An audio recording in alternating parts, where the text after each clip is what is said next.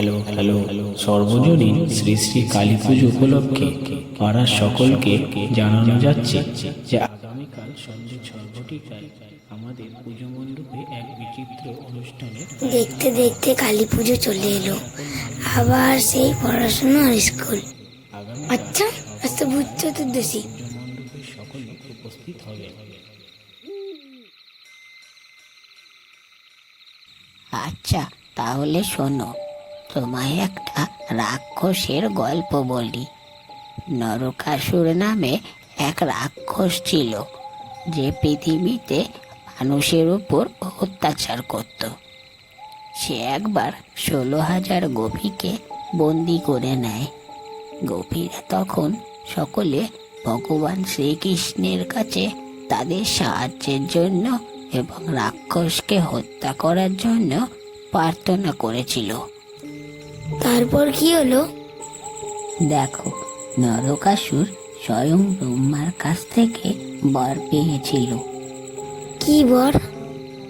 ব্রহ্মা তাকে বর দিয়েছিল যে কেবল তার মাই তাকে হত্যা করতে পারবে।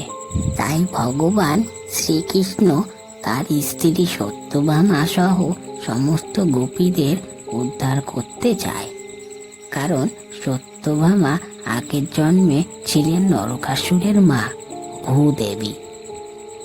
এই আজকে ভূত চতুর্দশীর দিনে তারা রাক্ষসকে বধ করে সকলকে রক্ষা করেছিল।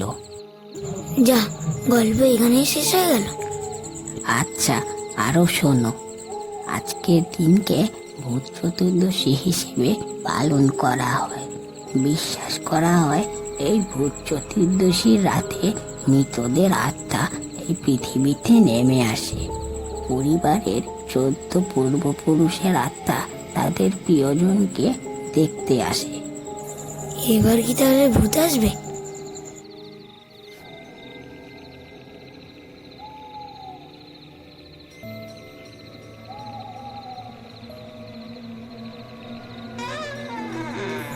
বাবারে, ভূত!